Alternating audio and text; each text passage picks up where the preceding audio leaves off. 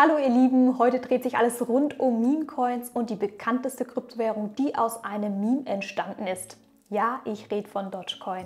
Ich möchte mit euch einen kritischen Blick hinter die Kulissen werfen und dabei versuchen, anhand Dogecoin dieses doch sehr polarisierende Thema, was Meme-Coins betrifft, möglichst neutral zu betrachten. Wie immer sind das meine eigenen Recherchen, keine finanzielle Beratung.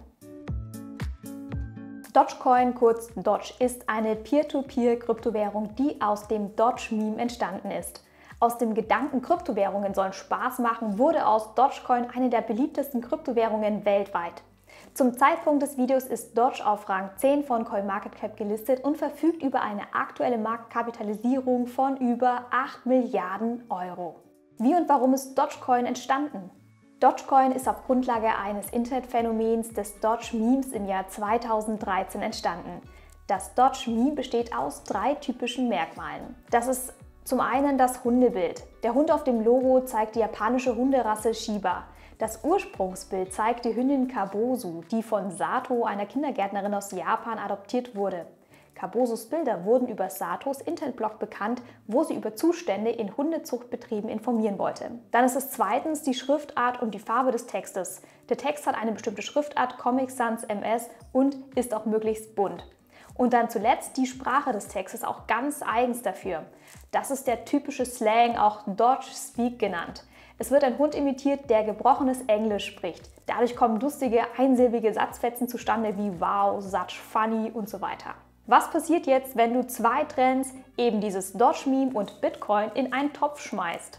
Dogecoin, richtig. Diese Idee kam von den 2 Erfindern, Billy Markus, einem IBM-Programmierer, und Jackson Palmer, einem Adobe-Programmierer. Die Mission von Dogecoin war einfach: Kryptowährungen mit Spaß für die allgemeine Öffentlichkeit zugänglich machen, in Parodie an Bitcoin und die schnell wachsende Zahl an Kryptowährungen, die Bitcoin kopierten. Kleiner Ausflug: Ich habe mich gefragt, was ist eigentlich ein Meme? Memes sind Inhalte unserer heutigen Internet- und Social-Media-Kultur, die sich wie ein Lauffeuer verbreiten und richtige Hypes schaffen. Ein Meme kann alles mögliche Kreative sein, ein selbst erstelltes oder nachbearbeitetes Bild, Video, Ton, Text oder was auch immer. Hinter einem Meme steckt dann oft eine Botschaft zu einem aktuellen Zeitgeschehen. Meistens ist ein Bild einfach nur harmlos und du lachst und musst es mit anderen im Netz teilen. Manchmal findest du aber auch ein Meme mit schwarzem Humor, um bewusst ein gesellschaftskritisches Thema aufzudecken. Kommen wir wieder zu Dogecoin zurück. Die Popularität von Dogecoin hatte dann in den letzten Jahren kontinuierlich zugenommen. Über 1 Million Aufrufe soll die Dogecoin.com-Webseite innerhalb des ersten Monats erhalten haben. Nicht zuletzt verhalfen einige Promis wie zum Beispiel Snoop Dogg oder Kiss-Gitarrist Gene Simmons, der Kryptowährung nach oben zu klettern. 2019 wählte die Community Elon Musk mit ca. 54% zum CEO von Dogecoin. Ethereum-Gründer Vitalik Buterin oder Litecoin-Erfinder Charlie Lee waren auch in der Kandidatenliste der Umfrage auf Twitter. Im gleichen Jahr listete die größte Kryptobörse Binance Dogecoin. Aus einem süßen Hundememe wurde einer der beliebtesten Spekulationsobjekte im Kryptomarkt, die zuletzt 2021 ihr Allzeithoch mit knapp 0,74 $ erreichte. Der Hype um Dogecoin kam nicht bei jedem im Team gut an. Palmer als Mitgründer verabschiedete sich 2015 aus dem Projekt aufgrund einiger Unstimmigkeiten innerhalb der Gemeinschaft. Seine ursprüngliche Absicht, die Leute mit Spaß über Kryptowährungen zu informieren, schien sich nicht mehr mit den aktuellen Entwicklungen zu decken. Was sind denn jetzt nun die aktuellen Entwicklungen? Dazu schauen wir uns an, wer Dogecoin aktuell als Zahlungsmittel akzeptiert. Doge wird zum Stand des Videos Juni 2022 von über 2000 Orten akzeptiert. Beliebt sind insbesondere Produkte aus dem Tourismus, Gaming und Merchandise. Hier siehst du mal links die Dogecoin Map und rechts die Bitcoin Map. Die Adaption bei Dogecoin konzentriert sich dabei vor allem auf die USA und Europa und ist weniger flächendeckend über alle Länder verteilt. In den lateinamerikanischen, asiatischen und afrikanischen Ländern ist Bitcoin hingegen deutlich stärker repräsentiert. Wie du in der Tabelle mit den orangenen Balken erkennen kannst, akzeptieren insbesondere Online-Shops Dogecoin. Interessanterweise ist die Verteilung bei Bitcoin ein bisschen gleichmäßiger. Insbesondere Unternehmen aus den Internetdienstleistern oder Offline-Diensten akzeptieren Bitcoin eher als Dogecoin. Welche Partner und Projekte wenden Dogecoin an? Das sind erstmal gewinnorientierte Unternehmen. Du kannst zum Beispiel mit Dogecoin bei Bitcast dein Luxusauto kaufen. Solltest du mal in Kalifornien Urlaub machen, kannst du dir als Andenken im Dogecoin-Café einen Fanartikel mitnehmen. Natürlich mit Hundelogo, versteht sich. Falls du mal mit der lettischen Fluggesellschaft Air Baltic fliegen solltest, auch die akzeptiert Dogecoin. Ein Link der Webseite von Kryptwerk.com zu allen Händlern habe ich dir in die Beschreibung gepackt. Darüber hinaus steht hinter Dogecoin eine starke Community mit allein über 3 Millionen Follower auf Twitter. Die Anhänger verwenden den Coin aufgrund seiner kurzen Transaktionszeit und geringeren Transaktionsgebühren als Trinkgeld, um schnell kleine Geldbeträge zu sammeln. Mit den Tipps konnten bisher so ein paar Spendenaktionen organisiert werden. So wurde zum Beispiel 2020 nach einem australischen Waldbrand oder auch für die Corona-Pandemie zum Spenden aufgerufen. Auch für die afrikanische Wohltätigkeitsorganisation Water sammelte die Community rund 30.000 US-Dollar ein.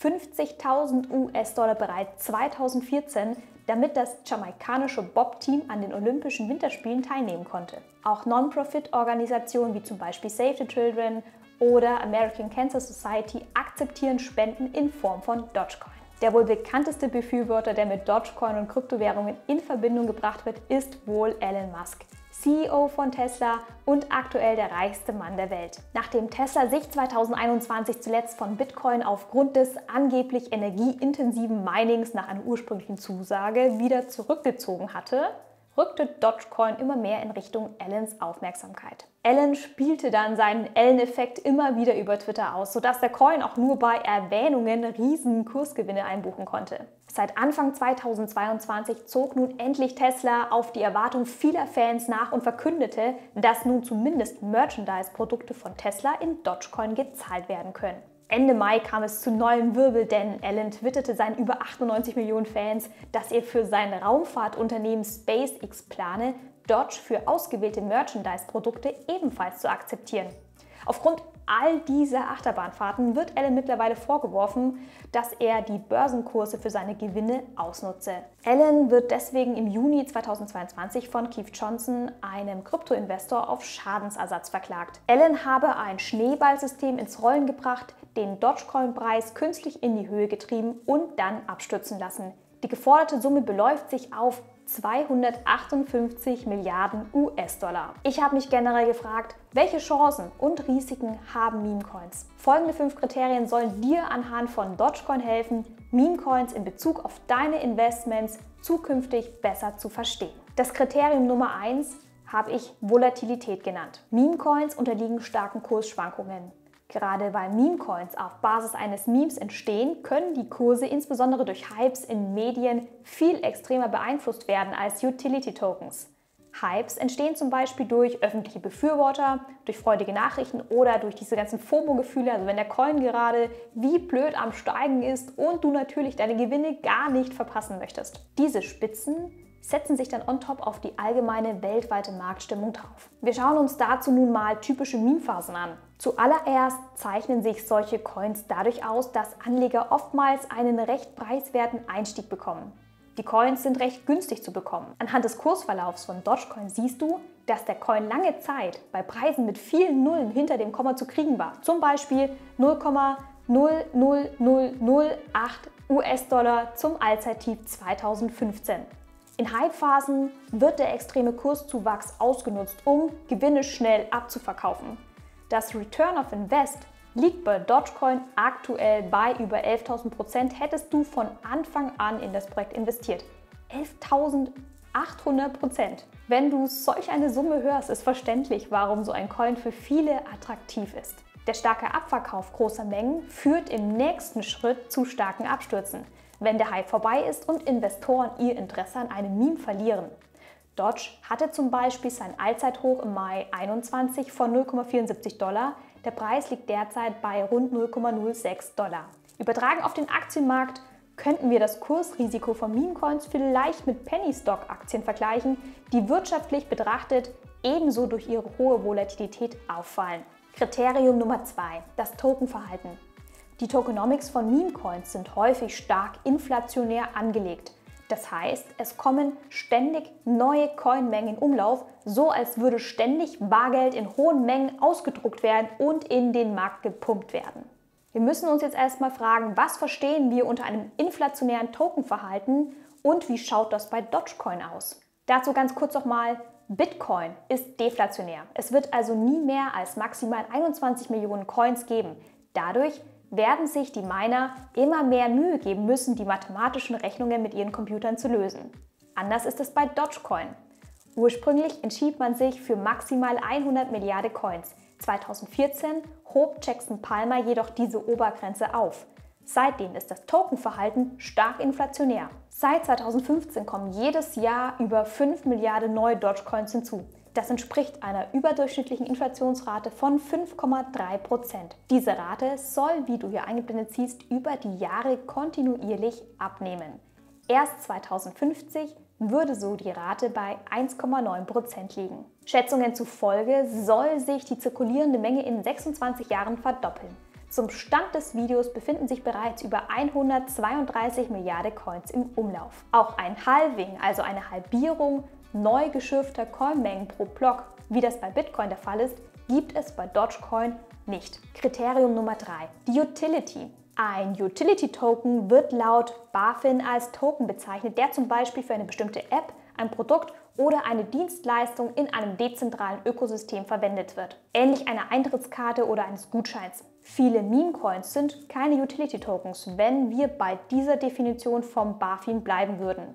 Sie werden häufig nur als Zahlungsmittel verwendet, die Einsatzmöglichkeiten sind begrenzt. Seinen Wert erhält ein Meme-Coin demnach nicht aufgrund seiner Utilities, sondern aufgrund der Bereitschaft der Käufer, den Coin zu einem bestimmten Zeitpunkt für einen bestimmten Preis zu bezahlen. Daher Kriterium Nummer 4: Nachfrage und Akzeptanz. Im Beispiel Dogecoin haben wir aktuell eine hohe Bereitschaft, stark getriggert durch Leute wie Elon Musk und andere Influencer. Anhand der Marktkapitalisierung ist der Coin unter den Top 20. Dogecoin wird von über 2000 Händlern als Zahlungsmittel akzeptiert, Tendenz leicht wachsend. Er ist auf vielen großen Börsen zu kaufen. Die Akzeptanz der Anbieter ist ebenso entscheidend. Es gibt über 4 Millionen Wallets, denen Doge zugeordnet wird. Einschränken muss ich jedoch sagen, dass, wie du hier im Bild siehst, die 20 wichtigsten Adressen über die Hälfte aller Dogecoins besitzen. Das macht Dogecoin in Bezug auf die Coin-Verteilung nicht besonders dezentral. Im Vergleich mal nur dazu, bei Shiba Inu als einem weiteren bekannten Meme-Coin besitzen die Top 20 Adressen über 70% der Coins. Bei der größten Kryptowährung Bitcoin besitzen die 20 wichtigsten Adressen nur knapp 8%. Was heißt das jetzt für dich? Je weniger Coins Großinvestoren halten, desto weniger können diese den Preis einer Kryptowährung manipulieren. Andersherum, je breiter die Coins unter den Haltern verteilt sind, desto dezentraler und stabiler würde ich eine Kryptowährung einordnen. Im Fall Dogecoin müssen wir also letztendlich beobachten, inwieweit die Top 20 Investoren am Langzeiterfolg des Projekts interessiert sind. Kriterium Nummer 5: Technologie und Sicherheit.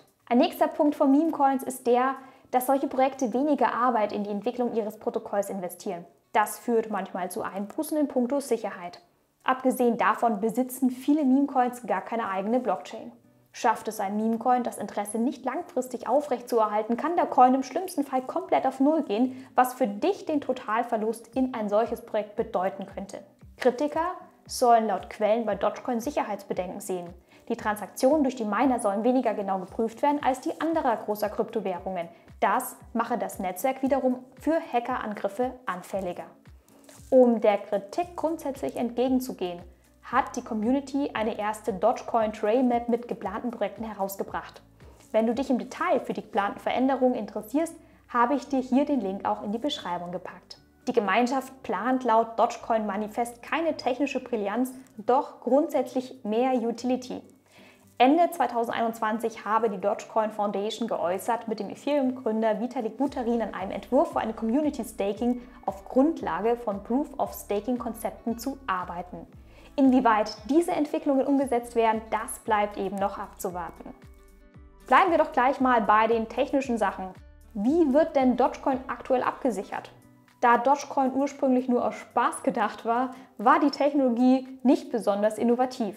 Doge ist kein Token auf einer anderen Blockchain, sondern hat eine eigene Blockchain, die aus einer harten Abspaltung einer sogenannten Fork von Litecoin entstanden ist. Es ist logisch, dass Dogecoin wie Bitcoin und Litecoin als Zustimmungsmechanismus daher Proof of Work verwendet. Es gibt wie bei Bitcoin auch Miner, die Rechenleistung zur Verfügung stellen und die korrekten Blöcke an die Blockchain hängen.